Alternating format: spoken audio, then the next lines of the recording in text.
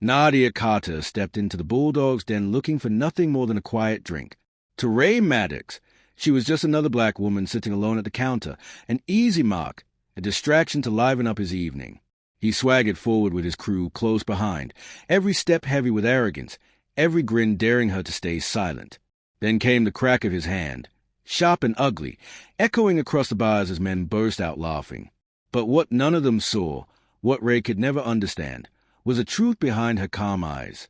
20 years of Delta Force missions, files sealed so deep most agents never even knew they existed, a lifetime built on precision, control, and restraint. He thought she'd bow her head and take the insult. He thought wrong. With one sudden movement, Nadia Carter was about to remind everyone in that room what happens when arrogance lays hands on a soldier. Before we move further, let me know in the comments where in the world you're watching from, and don't forget to subscribe, because tomorrow's story will take you somewhere even darker. The afternoon sun had been fading fast, its light bending through the grimy windows and stretching across the battered floorboards. The door groaned open, hinges complaining, as Nadia stepped inside.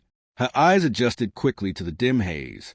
Country music leaked from an old jukebox in the corner, notes of steel guitar cutting through the mix of laughter, murmurs, and the hard clack of pool bowls. The smell hit her next. Stale beer soaked into wood, cigarette smoke clinging to the walls like ghosts. She moved with the quiet ease of someone who had walked into 100 rooms just like this, rooms far more dangerous than they appeared. Her steps barely whispered against the floor. The muscles in her arms flexed beneath her white tank top as she slipped onto a stool, posture relaxed but ready. A faint scar on her shoulder caught the lowlight, the kind of scar that wasn't earned in accidents but in firefights halfway across the world. The bartender shuffled over, a tired man with gray streaking his temples, his voice carrying the weight of too many years. "What'll it be?" he asked. "Whiskey. Neat." Nadia's tone was low, steady, controlled. She slid a 20 across the bar, her motion practiced. As the glass filled, her eyes wandered, not directly, but through the mirror behind the bottles. 3 bikers leaned over a pool table, leather vests stitched with patches she knew too well from old intelligence reports. 2 couples tucked themselves into booths, whispering to each other, heads bent low. At the far end of the counter, a man slumped over a half-empty glass, slipping in and out of shallow sleep. The whiskey came. She wrapped her fingers around the glass, exhaling slowly. Today had been long, but it carried meaning. At the veteran shelter, she'd sat with a Marine struggling through paperwork, then stared at an Army sergeant haunted by memories that wouldn't let go. That work kept her anchored, reminded her of the point of surviving. She sipped the whiskey, savoring the burn. Behind her, laughter broke out, too loud, too sharp, the kind meant to bait a reaction. She didn't tone. The bartender's reflection gave her all she needed to know. His shoulders stiffened, his hands grew unsteady. Then the front door slammed open, letting in the hot stink of motorcycle engines. Boots thundered on the floor. Chains rattled. Leather creaked. The room changed instantly. Conversation stopped mid-sentence. Pool cues froze mid-swing. Even the jukebox seemed quieter. In the mirror, Nadia watched them enter. 5 men, their leather cuts announcing the Iron Dogs MC, the crew that had a grip on nearly every illegal hustle across 3 counties. At the front of them walked their leader, Ray Bulldog Maddox. Broad, tall, smug, taking up more space than his body needed. She knew his file: 3 arrests, no convictions. Assault charges that vanished. Trafficking whispers no cop dared put on paper. She took another sip. The jukebox rolled into a Merle Haggard outlaw song. Fitting. The bartender retreated to the far side, suddenly polishing the same glass 3 times over. Bulldog and his men claimed the table, their voices rising, their laughter sharp enough to cut glass. The air thickened with the weight of intimidation. Nadia felt the heat of their stays, but didn't shift, didn't flinch. She trained herself to disappear in plain sight. Her finger traced the rim of her glass, recalling how many times she had stared down men like this in places far more hostile than a back-road bar. "Hey, Bobby!" Bulldog's voice cracked through the air. "Where's that beer? Don't make me pour it myself." The bartender rushed over, shaky hands setting down bottles as laughter roared from the table. The rest of the bar shrank into itself, men and women lowering their heads, hoping to become invisible. Nadia checked her watch. 6:45. By now the shelter would be closing. Mark and Sarah, two young veterans she trusted, locking the doors and turning out the lights. She thought of them for a fleeting moment, then let the thought pass. The noise at Bulldog's table was rising again. A chair scraped. Boots pressed against the floor. She saw him rise in the mirror, a smirk spreading wide across his face. He nudged one of his men, jerking his chin toward her. His crew leaned back, grins forming. They were ready to watch a show. Bulldog started forward. Each step was performance, heavy, deliberate, the swag of a man convinced the world belonged to him. His reflection swelled in the mirror, the wolf closing in. He didn't know the quiet woman at the bar had led teams into war zones, that her stillness wasn't fear but discipline. The jukebox shifted again, Hank Williams wailing about heartbreak. Bulldog's boots thudded closer. Nadia raised a glass for another sip, her eyes locked on his reflection. Around them, the bar went silent. The couple near the door threw bills onto their table and slipped out fast. The pool game ended without another ball struck. Bulldog loomed now, the stink of beer on his breath, silver rings flashing under fluorescent light. His smile widened, cruel, certain. Rings that had broken jaws before gleamed like trophies. Well, he drawled loud enough for his men to laugh along. What do we got here? Don't usually see your kind in my bar. Nadia's eyes never left the mirror. Her glass touched her lips. The motion was smooth, controlled, the silence stretched, and everyone in that room felt it, the storm building just behind her calm. Nadia's peripheral vision tracked every movement, though to anyone watching she looked entirely focused on her drink. Years of training had taught her how to see the world without turning her head. A shift in balance, a tightening of muscle, the subtle signals that came just before violence. Behind Ray, his men spread out in a crooked semicircle, their bodies forming a wall of smirks and cheap laughter. They elbowed each other, whispering like schoolboys who thought they were in on a joke. The bartender had retreated to the far side of the counter, suddenly obsessed with rearranging bottles that had been organized 100 times before. The whole bar seemed to hold its breath. "Hey!" Ray's voice cut through the silence. He stepped closer, his bulk blotting out the overhead light, shadowing her glass. "I'm talking to you. Ain't you got any manners?" Nadia set her whiskey down with deliberate care, the base of the glass resting dead center on the coaster. Her fingers lingered, relaxed but ready. To her, this wasn't a barroom problem. This was a familiar setup, no different than waiting in compounds or safe houses across the globe. Enemies posturing, weapons hidden in plain sight. All of it came down to timing. Ray leaned his elbow on the bar, invading her space, the smell of cigarettes and old leather clinging to him. "Come on, sugar," he said with mock sweetness. "Don't be like that. We're all friends here." His crew burst out laughing on cue, the sound bouncing harshly off the walls. Even the jukebox seemed to falter, the song dipping lower, as if the machine itself didn't want to get involved. Nadia didn't move. She breathed slow and steady, her stillness unnerving in its refusal to match the chaos around her. "Maybe she's shy," one of the bikers called, his tone oily. "Yeah, boss," another chimed in. "Help her loosen up." Ray's grin stretched wide, his tobacco-stained teeth flashing like rotten trophies. "Yeah, maybe that's it." His eyes locked on hers, daring her to react. "Just needs a little encouragement." He shifted his weight. Nadia saw it all in her mind. The angles, the reach, the speed. Every detail already mapped and measured before his arm even moved. Her body remained loose, deceptively calm, like a spring held under perfect control. And then it came. His arm swung back, silver rings flashing under the light. His men leaned forward, hungry for the show. The bar went quiet, every patron frozen between wanting to look away and needing to see. The slap landed hard against her right side, the sound cracking through the bar like a gunshot. Ray's laughter erupted, booming, his men hollering, slapping tables, cheering their champion. He threw his arms wide, chest puffed in victory, soaking up the attention. He expected her to crumble, to shrink, to give him the performance he wanted. Instead, Nadia moved. Her body reacted not with anger, but with instinct. A lifetime of drills, of live combat, of split-second decisions. Her stool pivoted, her right hand snapping out before his arm even finished withdrawing. Fingers locked into the tendons of his wrist, a grip so precise it looked effortless. At first, the motion was gentle, controlled. Then she twisted, a sharp rotation that redirected his momentum, driving pain straight up his arm. The human body is strong when it chooses a direction of force, but fragile when that choice is taken away. His own weight betrayed him. His knees buckled. His breath hitched. The grin fell from his face, replaced with shock. The bar went dead silent. Even the jukebox cut out, leaving nothing but the sound of Ray Maddox, the feared bulldog, grunting in pain as his legs hit the floor.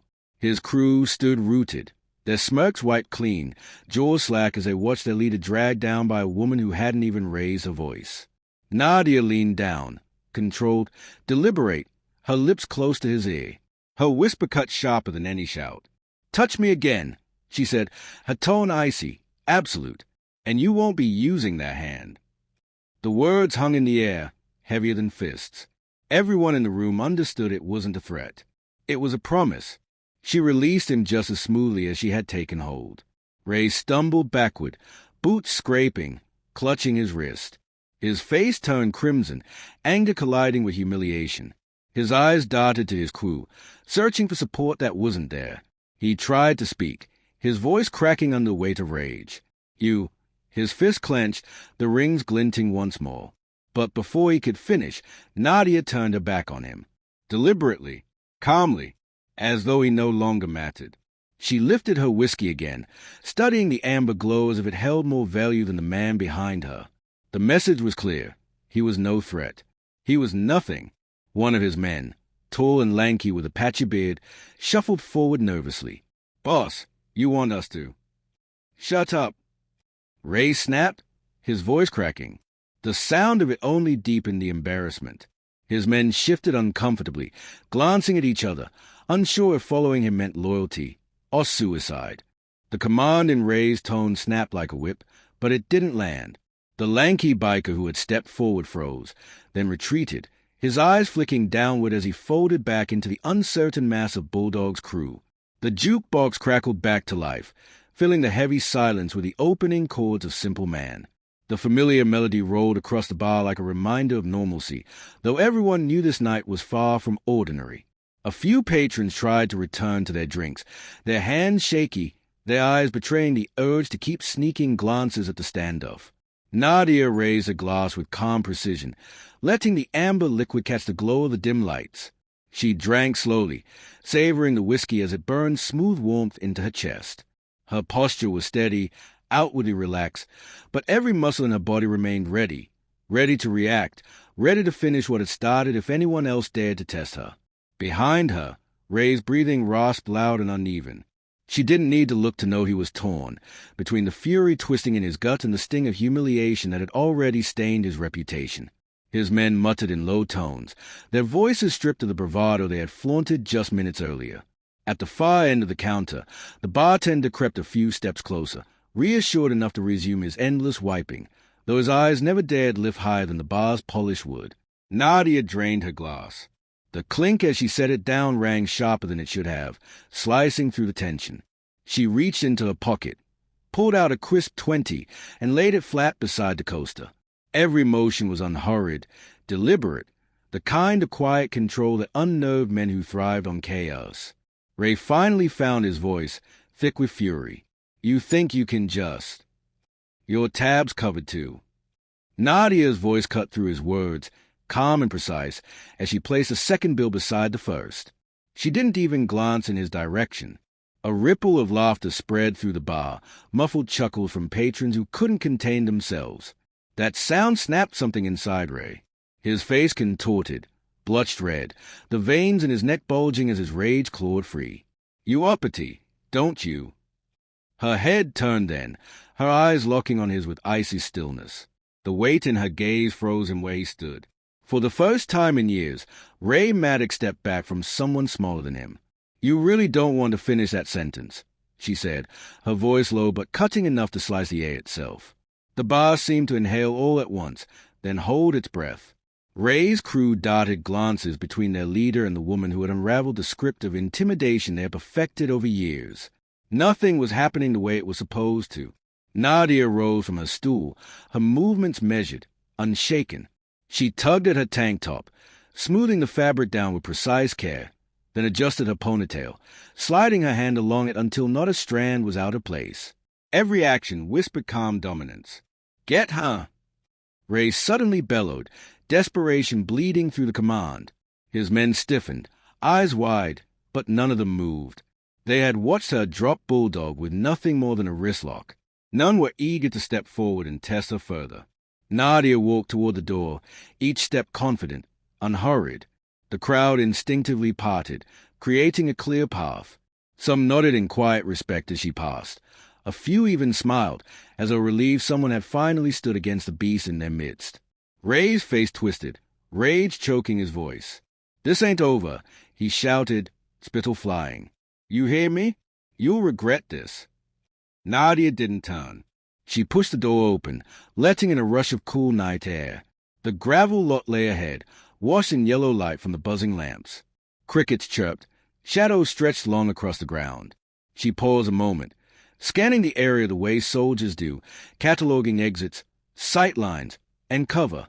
The lot was half full of motorcycles and pickup trucks, gleaming dull under the lights. Nothing stirred but a stray paper blowing across the gravel. Ray's voice carried after her, ugly curses that weakened as they spilled into the open night. Out here, with the air cool and the stars wide above, his threats felt smaller, stripped of power. Nadia crossed to her dark blue sedan, keys already ready in her hand. She slid inside, the leather seat a familiar comfort, the engine purring to life as she turned the key. The headlights cut across the quiet neighborhood streets as she drove away from Bulldog's den. The clock on her dash glowed, 10:47 p.m. Most homes were dark now, shades drawn, families asleep. A few windows spilled TV light onto front lawns. Flags hung from porches. A child's bicycle leaned forgotten against the driveway fence. It was a street she had chosen carefully, a slice of quiet, ordinary life where she could disappear, blend in, breathe. Her garage door opened and clicked, but she didn't pull in. Her gut told her to stop. The security light above the door flared on, spilling harsh light across the white panel. The sight froze her in place.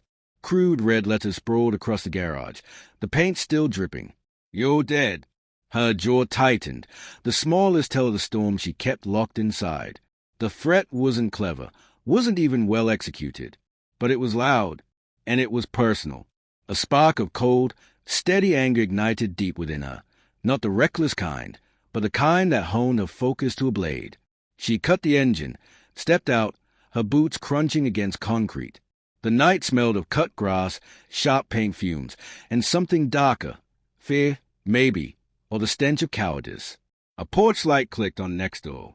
Mrs. Peterson's voice, warm with concern, drifted out. "Nadia, everything all right, dear?"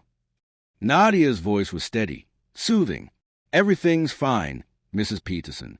Just kids with spray paint. Nothing to worry about." "Oh, those hooligans. Should I call the police?" "No need," Nadia replied. "I'll take care of it." The light blinked off. Silence returned. Nadia approached the garage, her eyes scanning, her mind working. The paint glistened, still wet. The lines uneven, rushed, done by hands unsteady, likely nervous. Probably within the hour. Probably by someone on two wheels. Her fingers brushed the tacky surface, confirming her suspicion. The threat wasn't meant to last. It was meant to provoke. And it had succeeded, just not in the way they intended.